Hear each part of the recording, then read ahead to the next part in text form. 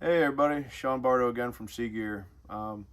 We had a lot of good feedback on our splicing videos, so today we're going to teach you a new one. This is what I call an end-for-end splice. There's a couple different names, some of them you can't say on Facebook. So first thing I did, I went and prepped our splice. So this you can use in just about any situation. If your anchor line burred out, somebody cut your rope and it's still good, you want to salvage it, or you have a rope and you want to make it longer. So first thing I did, if you've seen the other videos, I prepped the splice. I taped the ends, peeled the three out. The only different thing I did was I used little bit of rigging floss, I believe they call it. Picked this up at Jim's Bait and Tackle. Any tackle shop probably has it. It's basically like a heavier version of floss. You can use twine, you can use tape. I like this because it doesn't take up a lot of space. And if you were to use tape and you put the two together, you're going to have that space open of where the tape was. Where if you use this, it'll be seamless. So they said we prep both pieces. I'm using two different types of rope just so it's easier for you to see. So basically you just fill in the empty spaces, one between every strand.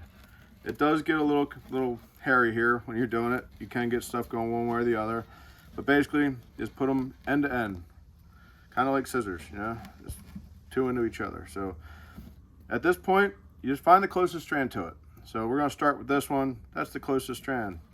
So we're going to get our initial tucks going here. Tuck under there, then just work your way around. Get this one under here, and you go to the closest strand to it. There's no tricky bend on this one like the eye splice, because everything's basically laid out in front of you. So there's one strand left on this one. There we go. So I like to start both sides. It's basically doing two splices. So I'm turning it over. Now we got our yellow side.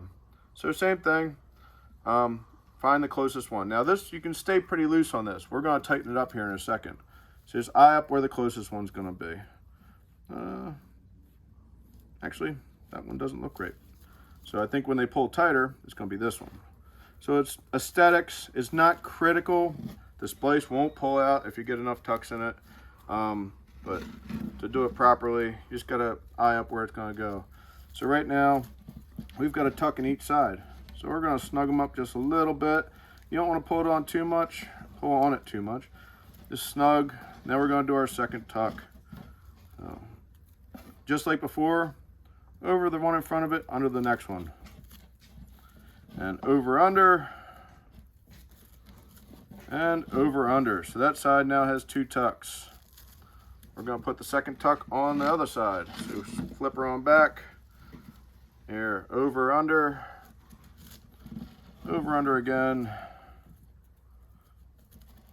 and one more time.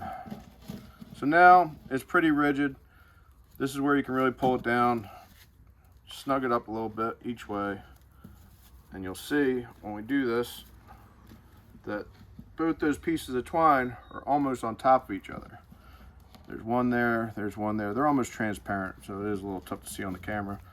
So again, just pull it so it's tight. You don't want any loose strands. If you have a loose strand, it'll get caught on something. You roll it in your hand a little bit, really lightens it out. And then remember how many tucks you got. So far we're 2 on each side. So I like to have 4 tucks. Some people say 3, some people say 4. We do 4, sometimes 1 for good luck. So that's 3. One more, over one, under one, just following it the same way all the way through. Now when we do this splice, I always like to taper it.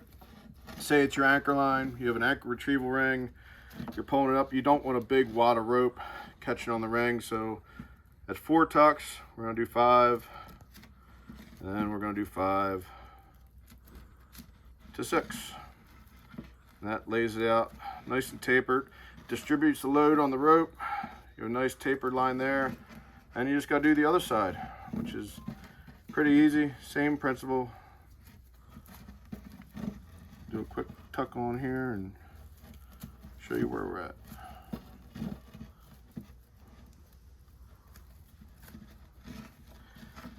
Now again, if you don't want to do this, you can bring your stuff to the store. If it's spliceable, we'll do it for you. There's also, like I said, other applications for this. So get a piece of rope, try it at home, see what you can do. Right now, we've just taken 2 ropes and made 1. End-for-end splice, Sea Gear Marine Supply. Check us out on the web, seagearmarine.com. Sean Bardo, another rope lesson for you. Have a good day.